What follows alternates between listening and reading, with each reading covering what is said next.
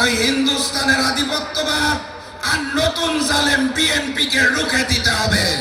বিভাগীয় সমাবেশ পূর্ব ঘোষিত শেষ হতে যাচ্ছে।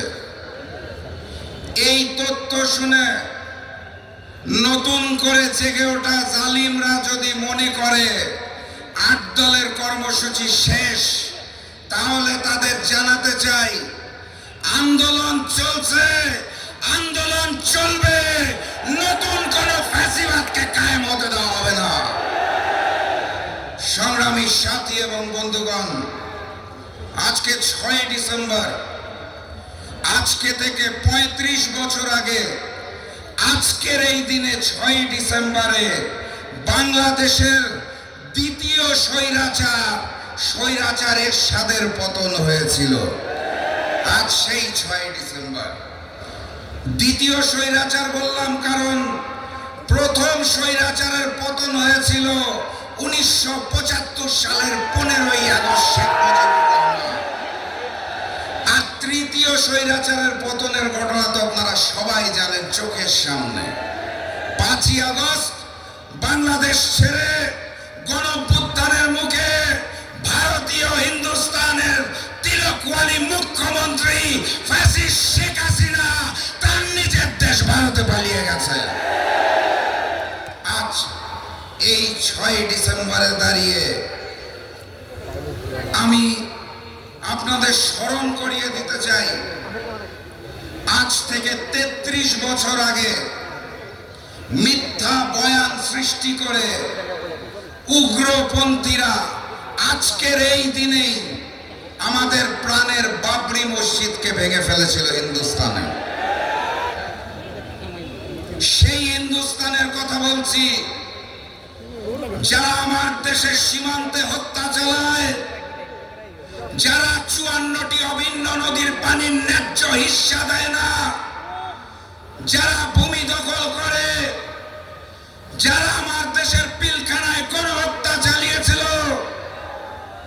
যারা বাংলাদেশের অভ্যন্তরীণ বিষয়ে হস্তক্ষেপ করে ফ্যাসিস্ট শেখ হাসিনার মাধ্যমে বাংলাদেশকে ভারতের করদ রাজ্য বানাতে চেয়েছিল। ৫ই আগস্ট শুধুমাত্র ফ্যাসিস্ট শেখ হাসিনার আওয়ামী লীগের পতন হয় নাই, সেদিন বাংলার বুক থেকে ভারতীয় আধিপত্যবাদ এবং আগ্রাসনেরও পতন হয়েছিল। সেই হিন্দুস্তানের শিলং থেকে ট্রেনিং নিয়ে এসে বিএনপি নেতারা এখন বড় বড় কথা বলে। সেই হিন্দুস্তানের পক্ষে আজকাল নিয়ে বিএনপি বড্ড বেশি কথা বলে। তারা বলতে চায় আওয়ামী লীগের নৌকার ভোট নাকি আজকাল তাদের দাবি।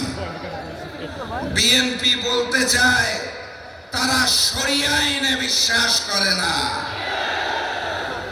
তারা বলতে চায় তারা আওয়ামী লীগের সকল হত্যা মামলা তুলে নেবে।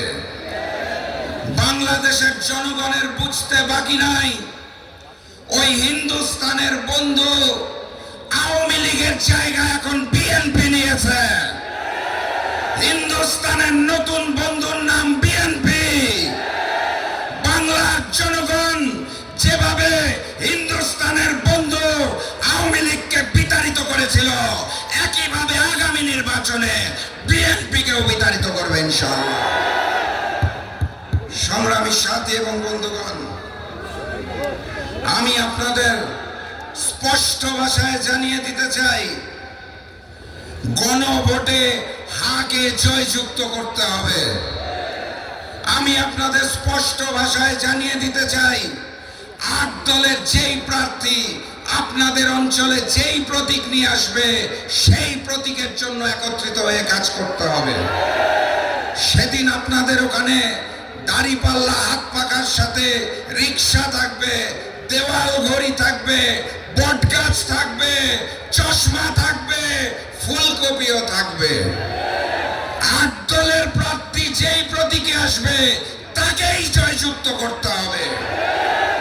আর ওই হিন্দুস্তানের আধিপত্যবাদ আর নতুন জালেম বিএনপিকে রুখে দিতে হবে। অতএব গণভোটে হা বলো, ৮ দলের প্রতীকে সিল মারো। গণভোটে হা বলো, 8 দলের প্রতীকে সিল মারো। আজকে এই ঐতিহাসিক সমাবেশে আপনাদের সেই আহ্বান জানিয়ে আর সেই স্লোগানের তাল মিলিয়ে বিদায় নেব, যেই স্লোগান শুনলে হিন্দুস্তানের বুক কাঁপে, পুরাতন জালেম আওয়ামী লীগের বুক কাঁপে, নতুন জালেম বিএনপির বুক কাঁপে। একসাথে স্লোগান হবে নারায়ে তাকবীর, নারায়ে তাকবীর, নারায়ে তাকবীর। এটাই হবে আমাদের 8 দলের স্লোগান, এটাই হবে বিজয় ধ্বনি। জাতীয় নির্বাচনে বিজয়ী হয়ে গণভোটের হাকে জয়ী করে এই স্লোগান দিতে দিতে বাড়ি ফিরবেন। তার আগ পর্যন্ত চোখ কান খোলা রাখবেন, কোন ষড়যন্ত্রের সামনে মাথা নত করা যাবে না। বিজয়ের পথযাত্রা শুরু, জীবন অথবা মৃত্যু। আসসালামু আলাইকুম।